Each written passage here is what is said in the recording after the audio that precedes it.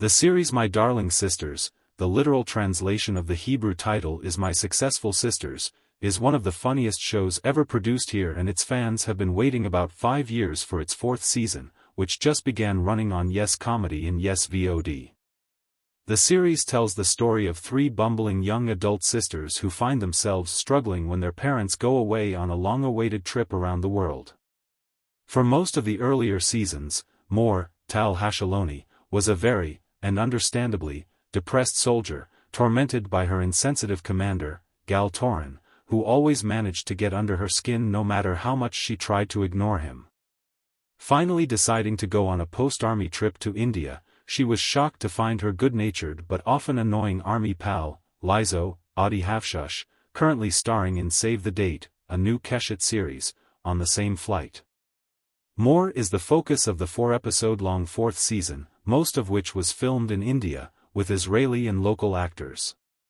The post-army trip to Asia or Latin America is a rite of passage for many Israelis, and it has been dramatized in series such as Kathmandu with Gal Gadot, now available on Netflix, and When Heroes Fly, but given its centrality in the lives of young Israelis, it certainly hasn't been exhausted as a subject. My Darling Sisters gives it a welcome comic treatment. Ernest Mor makes her way to meet up with Lizo at a hotel frequented by Israelis in an Indian city, and runs into an Israeli woman who shrilly extols the virtues of India, although she can't quite articulate them, and we can see Mor's poker face twitch as she already begins to doubt her decision. Nova Heaven exhibit at Burning Man 2024. When she arrives at the Sunshine Hotel, she finds Lizo getting high with a bunch of Israelis who do little more than sleep, smoke and eat, which is not the cure for her post-traumatic boredom she had hoped for when leaving the army. Doesn't anyone want to see a local temple? She asks, but no one really does. Searching for the authentic India, she runs into Shlomi, Ori Rousseau, musician Noga Ereza's partner, an old friend of her sister, Natalie, Nellie Tagger. He has been living in India for years and invites her to his house in the southwestern coastal state of Goa.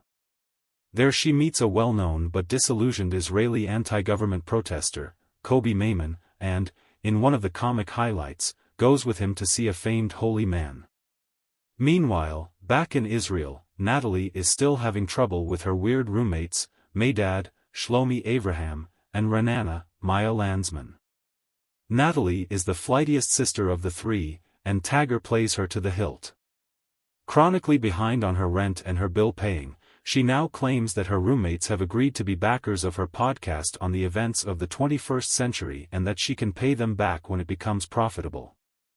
Not surprisingly, they don't share her perception, and soon she is on a flight to join Mor, who welcomes her with open arms. But it's not long until her sister's self-absorption and tenuous relationship with reality begins to grate. That's just what Orit, Dan Asemo, the marginally most level-headed of the 3, predicted. Much of the comedy in the first couple of seasons had to do with Orit, a teacher, coming out of the closet. Now that she is happily settled down with her partner and a new baby, she doesn't get as much screen time, but she still functions as a confidant for her younger sisters. The adventures of Mor and Natalie in India play out in a parallel universe to ours and bring us back to a pre-October 7 time, when it was easier to laugh about a lot of things, including young Israelis traveling far from home only to recreate Tel Aviv but with much lower prices. It seems that this will be the end of the series, which ends with a coda that suggests they will all muddle through. But before the credits roll on the 4th episode, a title comes up saying that it is dedicated to the memory of Libby Cohen Meguri, a 22-year-old killed at Nova, who was, according to the title, a true friend of sea turtles, creatures Mor searches for on a beach in one of her happier Indian adventures. Pretty much all of the characters in this episode could easily have been killed at Nova. This sad truth, which will likely be on your mind already as you watch this, is brought home gracefully. Stay updated with the latest news.